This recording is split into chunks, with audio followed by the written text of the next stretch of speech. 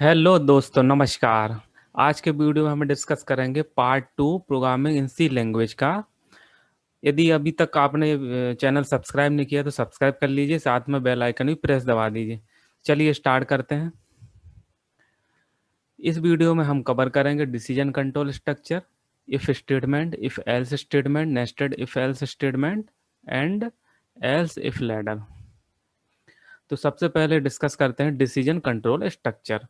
Decision control structure में जब हम कोई एक इंस्ट्रक्शन कोई एग्जीक्यूट करना चाहते हैं किसी एक सिचुएशन में, या कोई दूसरा स्टेटमेंट एग्जीक्यूट करना का चाहते हैं कोई दूसरी सिचुएशन में, मीन्स अलग अलग सिचुएशन हो सकती हैं। तो अलग अलग सिचुएशन में हम कोई इंस्ट्रक्शंस एग्जीक्यूट करना चाहते हैं, तब उस सिचुएशन में, मीन्स उस कंडीशन में हम if statement, if else statement, condition operate करके यूज़ करते हैं। तो इस तरह से हम यूज़ करते हैं। तो सबसे पहले स्टार्ट करते हैं इफ स्टेटमेंट। तो the if statement consist of a Boolean expression followed by one और मोर स्टेटमेंट।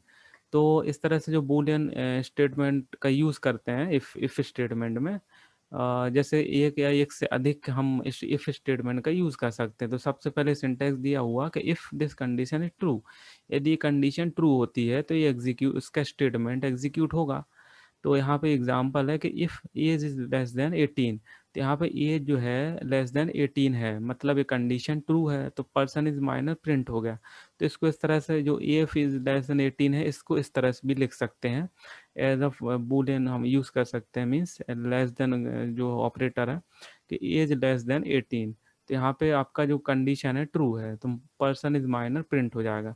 तो इसको हम प्रोग्राम के थ्रू समझते हैं कि किस तरह से इफ स्टेटमेंट वर्क करता है।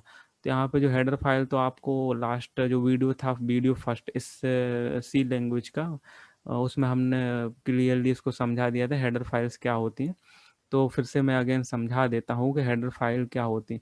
तो हेडर फाइल एक तरह से जो प्री प्रोसेसर डायरेक्टिव होते हैं, और ये जो हेडर फाइल होती हैं, इन हेडर फाइल से कुछ फंक्शंस एसोसिएट रहते हैं, मीन्स लिंक रहते हैं।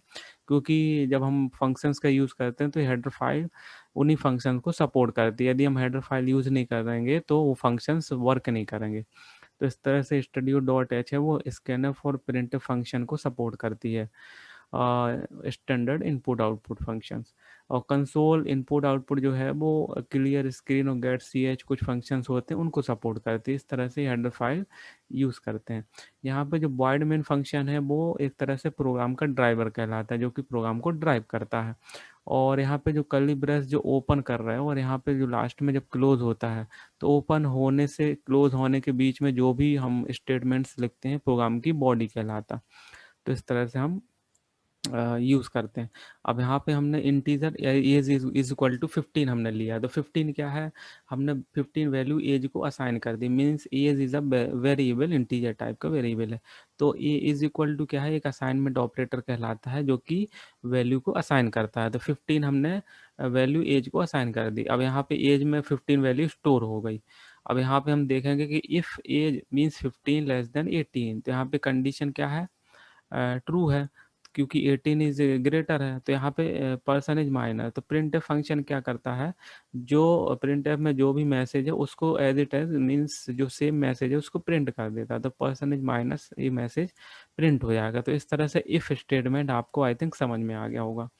अब नेक्स्ट बात हम करते हैं इफ एल्स स्टेटमेंट की। तो if the test expression is true, the true block statement is executed. तो यहाँ पे बात करते हैं कि जो इफ, जो यदि इफ पार्ट यदि ये ट्रू होता है तो इसका जो ट्रू ब्लॉक है वो एग्जीक्यूट होगा। यदि ये इफ पार्ट फॉल्स होगा तो इसका जो एल्स पार्ट है वो फॉल्स वाला, मीन्स यदि फॉल्स हो गया तो जो फॉल्स पार्ट है वो एग्जीक्यूट होगा, मीन्स एल्स वाला पार्ट एग्जीक्यूट होगा। तो इस तरह से इफ एल्स स्टेटमेंट वर्क करता है। अब इसको हम प्रोग्राम के थ्रू समझते हैं। यहाँ पर हमने दो वेरिएबल लिए, इंटीजर ए बी। हमने यहाँ पे ए को 15 वैल्यू असाइन कर दी और बी को 20। अब यहाँ पे चेक करेगा कि 15 ग्रेटर देन 20, क्योंकि ए में 15 स्टोर है वैल्यू एंड बी में 20। तो 15 ग्रेटर देन 20, तो यहाँ पे कंडीशन फॉल्स हो जाती है। तो ये इफ का जो ए प्रिंट एफ जो ए ग्रेटर देन है बी, ए वाला स्टेटमेंट एग्जीक्यूट नहीं होता, क्योंकि इफ का कंडीशन फॉल्स हो जाती है। अब इफ फॉल्स होने के बाद इसका एल्स वाला पार्ट यहाँ पे कंट्रोल स्विच होगा, और बी इज ग्रेटर देन ए, तो ये वाला स्टेटमेंट एग्जीक्यूट होगा, एल्स वाला। तो इस तरह से आप क्लियरली समझ गए होंगे कि किस तरह से इफ एल्स स्टेटमेंट वर्क करता है। अब हम आते हैं नेक्स्ट पर कि नेस्टेड इफ एल्स। अब नेस्टेड इफ एल्स मतलब होता है कि इफ के अंदर और इफ फिर एल्स, इस तरह से।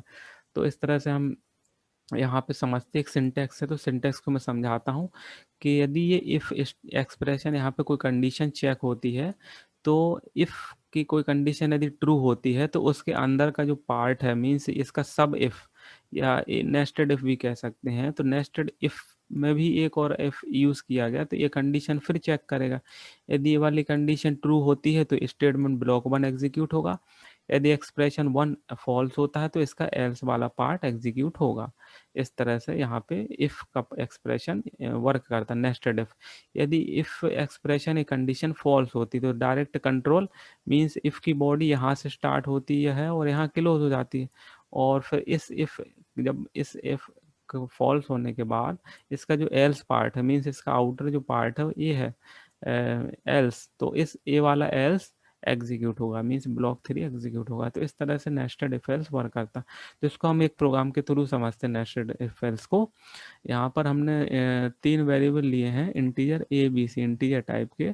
अब यहाँ पे प्रिंट एफ, यहाँ पे प्रिंट एफ क्या करेगा, एंटर 3 नंबर, मीन्स आपसे पूछेगा कि 3 वैल्यू हम आप एंटर कीजिए।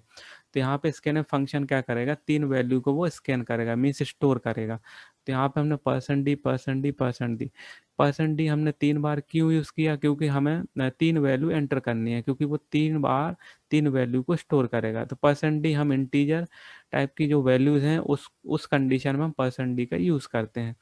तो ये इंटीजर है, मीन्स एंड ऑपरेटर मीन्स क्या होता है, and operator means address operator भी कह सकते हैं। तो ampersand A means address of A जो है ये वैल्यू को स्टोर करेगा। ये कोई किसी पर्टिकुलर एड्रेस पर उस वैल्यू को स्टोर करेगा मेमोरी में, क्योंकि जब नेक्स्ट टाइम ये वैल्यू को एक्सेस करेगा तो उस पर्टिकुलर एड्रेस को वो फाइंड आउट करके और फिर उस एड्रेस से उस वैल्यू को रिट्रीव करेगा या एक्सेस करेगा। तो इस तरह से ए में जो वैल्यू हम एंटर करेंगे, 3 वैल्यू एंटर करेंगे तो तीनों वैल्यू ए बी सी में स्टोर हो जाएंगे। इस तरह से स्कैनफ में एड्रेस ऑफ ऑपरेटर का यूज़ करना ज़रूरी होता है। अब यहाँ पे कंडीशन चेक होगी, सपोज आपने यहाँ पे 30 20 10 आपने वैल्यू यहाँ पे एंटर की, तो यहाँ पे चेक होगी कंडीशन के 30 ग्रेटर देन 20, तो यहाँ पे कंडीशन यहाँ पे ट्रू हो जाएगी।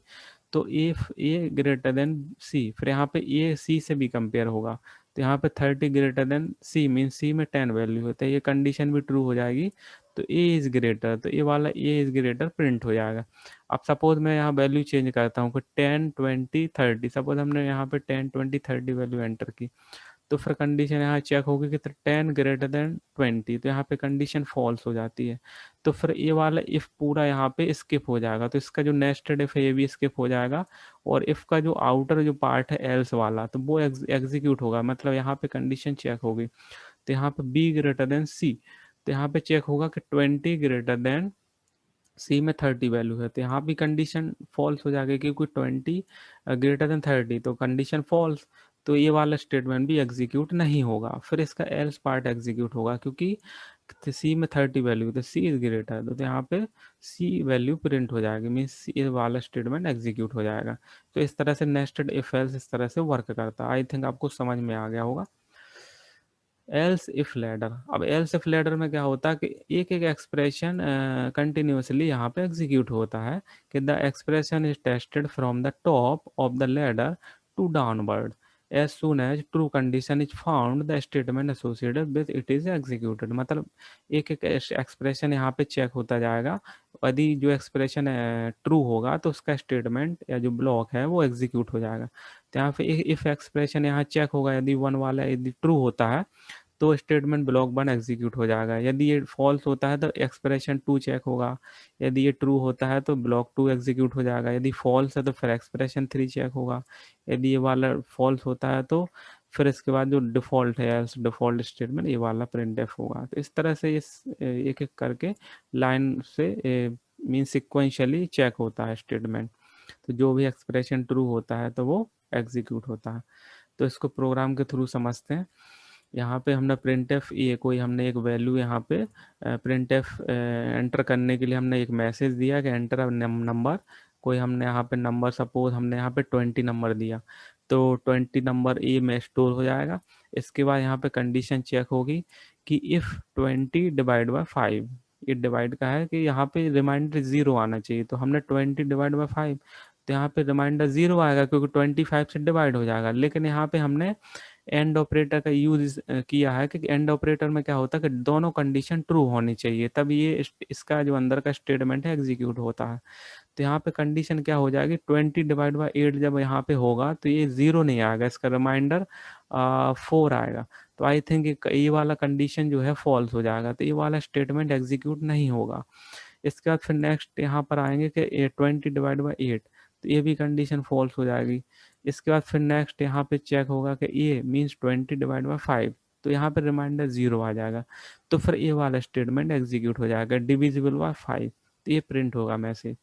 तो इस तरह से एल्स इफ लैडर यहाँ पे एक 1 बाय 1 स्टेटमेंट चेक होता है, जो स्टेटमेंट मीन्स जो कंडीशन ट्रू होती है उसके अंदर का स्टेटमेंट एग्जीक्यूट होता है। तो इस तरह से आई थिंक समझ गए होंगे आप क्लियरली कि एल्स इफ किस तरह से काम करता है।